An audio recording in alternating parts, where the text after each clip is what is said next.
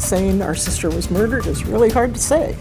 Right now at 11, cold case closure, why the family of a woman killed 4 decades ago still has questions. Plus, slow your roll, what some lawmakers are doing to stop proposed tolls they say don't make any sense. But first tonight, accused of luring a woman under false pretenses, what court records reveal about an artist and acupuncturist now charged with rape. This is KGW News at 11. Thanks for joining us. I'm David Molko along with Chief Meteorologist Matt Zaffino. Matt, you are tracking a storm system moving in, bringing snow to some spots. What's the timing looking like here? Still looking like early morning is our best shot at getting snow in the Portland area. The question is, will it look anything like this when you wake up in the morning? And most likely not. That's Timberline. It's 18 degrees. There's been 9 inches of new snow up there. But we've got this area of low pressure forming right about out here, and that's what's approaching the coast right now. Showers will increase tonight. And it all depends on exactly where this goes. If it goes in around Astoria, points south, we'll have a little more east wind. That'll keep us a little bit colder. That's one thing we'd need to happen to get snow. The other thing is we need really heavy precipitation rates because that will actually act to cool the air too. It's simply not as cold east of the Cascades this time as it was 10 days ago when we had all that snow on February 22nd. So it's not exactly the same situation. So best case scenario, we just get a cold rain, no snow at all in the valley. Worst case, we end up with about 2 inches of a heavy, wet snow. Most likely, kind of a rain-snow mix, maybe a ½ an inch of slushy, wet snow. So I'm thinking either the most likely case, obviously, or leaning towards best case in the cold rain. I think the worst case is kind of the outlier this time around, but we'll have more on this in a bit. David, back to you. There, thank you, Matt. Let's get to disturbing allegations now against a Portland man accused of raping a woman after luring her to his home, authorities say, with the false promise of a job as a model. Our Catherine Cook explains tonight why police think there could be other victims. Take a look at this photo from Portland police. His name is Gabriel Weiss, and he's 49 years old. On Friday, U.S. Marshals arrested Weiss in southeast Portland on charges of rape and sodomy in the first degree. Court documents say Weiss lives here near Southeast 2nd and Taylor. The charges go back to August of 2018. That's when police say Weiss allegedly lured a 19-year-old woman into his home with the promise of a modeling job. But once inside his studio, police say Weiss allegedly bound the woman and assaulted her. Investigators say information they found shows Weiss may have sexually assaulted other victims who may not have filed police reports. It's why they want everyone to know about Weiss and his background. As an artist, police say he used the pseudonyms Kauri Kaskabal and Gabe Kauri. Police say most recently Weiss practiced acupuncture. He worked here at Clinic 11 on Northwest 3rd in Old Town.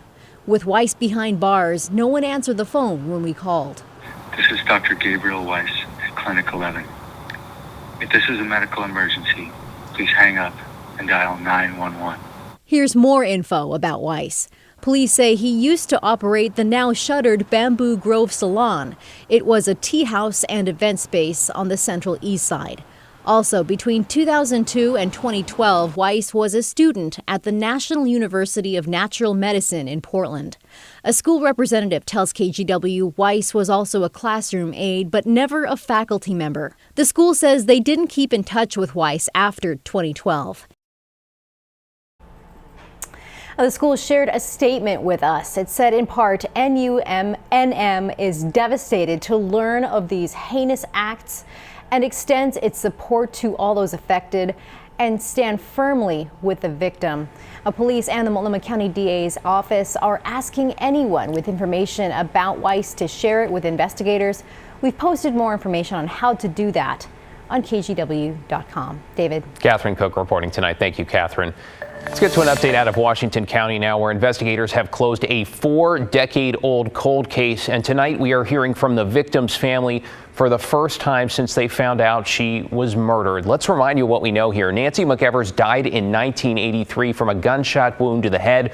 Her husband, Randy, told police at the time she died by suicide, though officials say the evidence showed otherwise and that Randy eventually stopped cooperating with authorities. So fast forward to 2022 when a detective reopened the case and found some new leads, the sheriff's office says.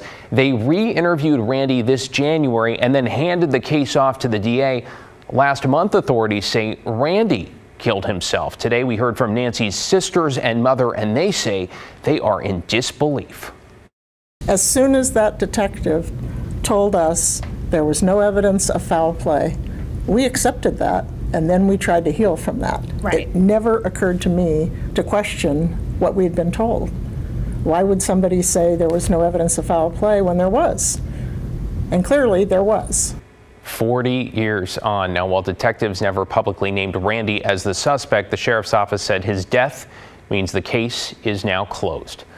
Let's get you caught up on tonight's other headlines. Oregon City needs your help finding a suspected ATM skimmer. Police there say this is a man they believe placed a credit card skimmer along with a camera back on February 25th on a machine at the Oregonians Credit Union. Police say they are, quote, cautiously optimistic the suspect didn't actually skim anyone's details and no victims have come forward. Anyone who recognizes him is asked to call Oregon City Police.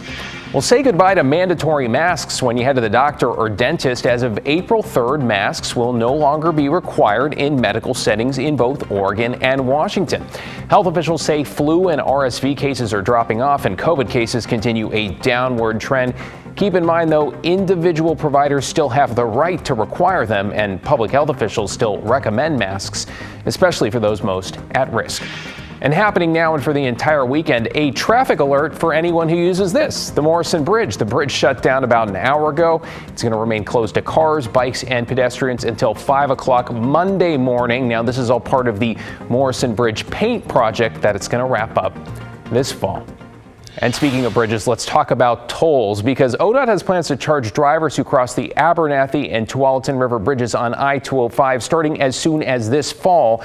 Earlier on the story, Pat Doris looked into one effort to stop it. Senate Bill 933 would force the Oregon Department of Transportation to hit the brakes on its tolling plans. It's sponsored by Senator Mark Meek and several others. Meek is a Democrat from the Gladstone area. The bold words here spell it out. The Transportation Commission cannot assess a toll on Interstate 205 or I-5. It does allow for tolling on the new I-5 bridge across the Columbia, by the way. One of the people helping promote the bill is former state Senator Rick Metzger. He served in the legislature from 1999 until 2011 and is now a lobbyist representing the trucking industry. He argues the current tolling plan does not make sense. One of the goals of congestion pricing, which is to move people, encourage them to take transit rather than their automobile to their different services. Where ODOT is starting in the South Metro area, tolling multiple places on the Abernathy and the Tualatin Bridge areas, South 205, between Gladstone and Tualatin. There is no transit service. There is no TriMet. There is no passenger bus service. Metzger's talking specifically about the tolling plan for the Abernathy and Tualatin bridges on 205. He says a better idea is to create an express lane with tolls to allow people to use that express lane if they want, but without forcing everyone to pay a toll. ODOT says they need the tolls, though, to pay for construction on those bridges and to make up for the gas tax money that they're losing from more efficient vehicles, cars and trucks, that sort of thing. Metzger says a better answer to the drop in the gas tax is to tax drivers for every mile that they drive. That's just one effort to stop the tolling in development now. Check out the story section of KGW.com to watch our full report.